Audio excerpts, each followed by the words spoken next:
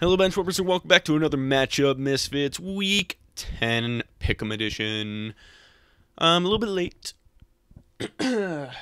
Normally I do these Wednesdays. I'm doing it Thursday this time because I got caught up in doing some other things on Wednesday, and I just forgot. So I'm doing it now. So without further ado, Colts Titans. Looking forward to seeing Jonathan Taylor as a Wisconsin fan because I haven't been able to see the Colts without a Sunday ticket. And when I have been able to, there have been just more entertaining games, so I chose not to watch them. But this is the first time that I'll really be able to watch the Colts. This one's tough. I think both of these teams are really good. Colts have a really good defense. Both teams have fairly good run games. Titans have the edge on quarterback. I don't think Phillip Rivers is playing that well. And that is kind of what's making me want to lean towards the Titans. And they've been kind of on a losing streak a little bit. And they might be about due for a win. I can't remember if they won or lost last week, though. But, you know, I'm going to go with the Colts. I do think the Colts are good. They kind of had a stinker last week, even though they won. But, yeah, I think the Colts will take it. Texans, Browns. I'm going to go Browns here. Texans, you know, even though they traded Bill O'Brien, they're playing better. Or traded, they fired Bill O'Brien. They're playing better. Not good enough to beat the Browns. I think Stefanski is doing a really, really good job there. Baker in his carousel of quarterback play. I think he's in the going to play well this week. He didn't play very well last week. And he's kind of inconsistent, so I think he's going to play well this week. Chubb is still out. He might be out for the rest of the season at this rate. But I'm going to go with Browns. So, Washington football team versus Detroit Lions. That's a tough one. Alex Smith is starting. Kyle Allen, probably out for the rest of the season after ankle injury. Man, they really don't like Dwayne Haskins there. They do not trust him. If they're playing Alex Smith, I love Story, but I worry about that guy.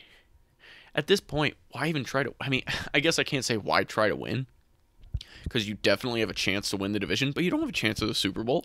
You're not even close. Just tank, get a top guy, or get one of the more underrated guys like Trey Lance. I just don't understand Washington trying. Just play Dwayne Haskins. But I'm going to go with the Lions. Lions kind of been picking things back up a little bit, even though they lost to Detroit. Or lost to Minnesota. Same way that Green Bay lost to Dalvin Cook, who is a freaking monster.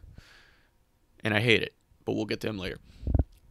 Jags, Packers, it's not close. It's really not. Packers are going to be on their second-string running back again.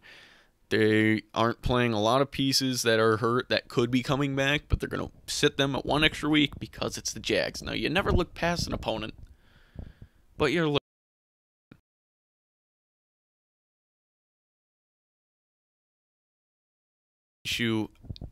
It would be the same outcome. Eagles, Giants. I'm going to go with the Eagles. The Giants, a couple weeks ago against the Buccaneers, really shocked me. Speaking of Buccaneers, I'll get to them again. But it shocked me that they kept that game so close. But they're not.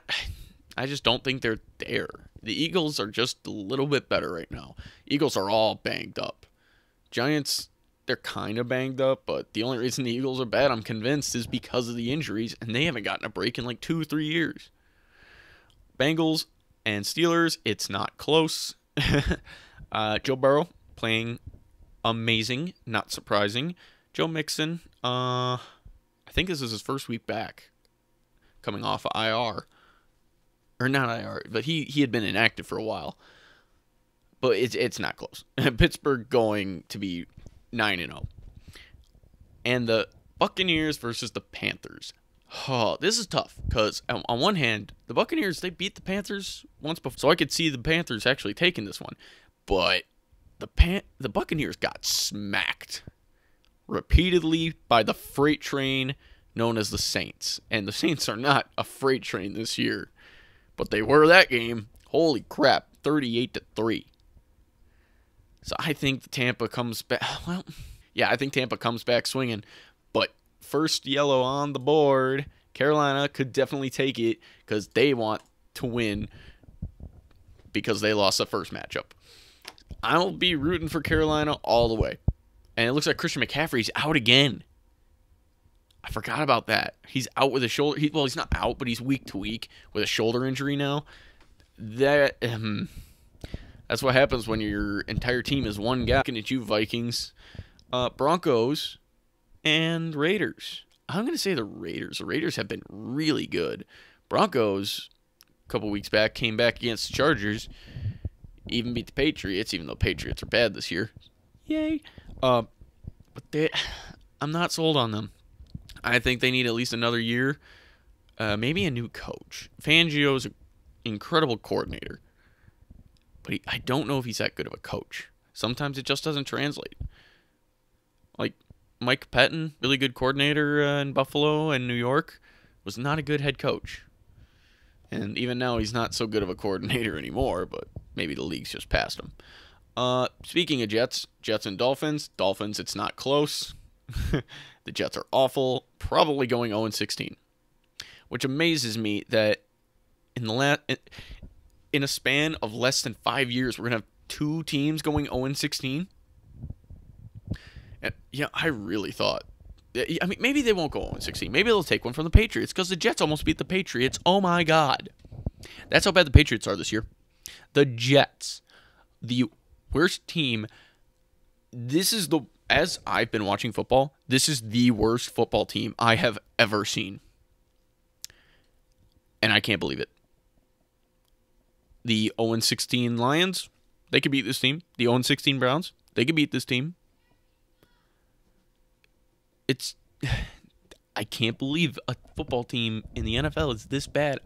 I really believe the team could have won against this year's Jets. I don't know if Darnold's it. I know Adam Gase definitely ain't it, and they don't really have much of a running attack. They have Frank Gore. I mean, I'm sure they got another guy, but I don't know. I don't pay attention to the Jets. I don't even know if Jets fans are paying attention anymore. Now they just want to lose tank for Trevor. But I hope Sam Darnold, I hope they get Trevor Lawrence, not ruin him, trade Sam Darnold, and he does well in another place. Bills and Cardinals. This is a tough one. I'm going to go with the Bills, though. Cardinals have been playing okay. But the Bills, other than 2, maybe 3 games, they've been playing awesome. Defense, but that's kind of on both teams. And I'll take the Bills offense over the Cardinals offense any day. Josh Allen over Kyler Murray. And Seahawks versus Rams. I got to be honest, I'm rooting for the Rams here. Just to kind of even the playing field, because Seattle right now has the 1 seed, I believe. I want the Rams to take that away from them. But the Rams are good. And you know what? I'm going to give it to the Rams. Rams have a good defense, decent offense. And that's kind of the same thing with the Cardinals. Cardinals have a decent offense, and that's how they beat Seattle. Seattle has no defense, Seattle has no defense and a great offense, but if a decent defense can even that playing field for the offense, anybody could beat the Seahawks. Anybody with some kind of a defense can beat the Seahawks. And like I said, look at the Cardinals. The Bills, they smacked the Seahawks, and they got a good defense. It's not great like it was last year, but they got a pretty good defense. Okay, I'm getting off track. Well, not off track, but I'm rambling. Niners and Saints. Saints, and it's not close. Oh, you know what? I'm going to make the Seahawks yellow, actually, because they could definitely win that. 100% could. Yeah, my bad. But, yeah. Saints are going to kill the 49ers. They killed the Buccaneers, which are the closest thing to what last year's 49ers were this year, at least in the NFC. And the Niners, like, their top guys are all out. Bosa's out for the season, has been for a while. Garoppolo's probably out for the season. He should be, basically. And same thing with Kittle. They're out at 8 weeks. At that point, just don't even bother. Roll with Mullins and sit your guys, get them healthy for next year, and you'll probably be a Super Bowl team again, barring injury. Ravens, Patriots. It's not even close. Like, the Ravens have taken a big step down. Like, mainly Lamar Jackson. He's taken a huge step down from when he was an MVP last year. But New England's taken a massive step down, even though they weren't even that good last year, and they've still taken a massive step. Cam Newton wasn't supposed to be this bad. Like, I was never a huge fan of Cam. He had one really, really good season for his MVP season. And didn't do much after that, mostly because of injuries, but still, I guess that caught up to him a lot more than we all thought. And then Monday night, that could be interesting. But I think Chicago's going to win it. I know Trubisky kind of has Minnesota's number and Detroit's number, but it's Nick Foles now. But Nick Foles murdered Minnesota in the NFC Championship game. Both these teams, fairly different from then.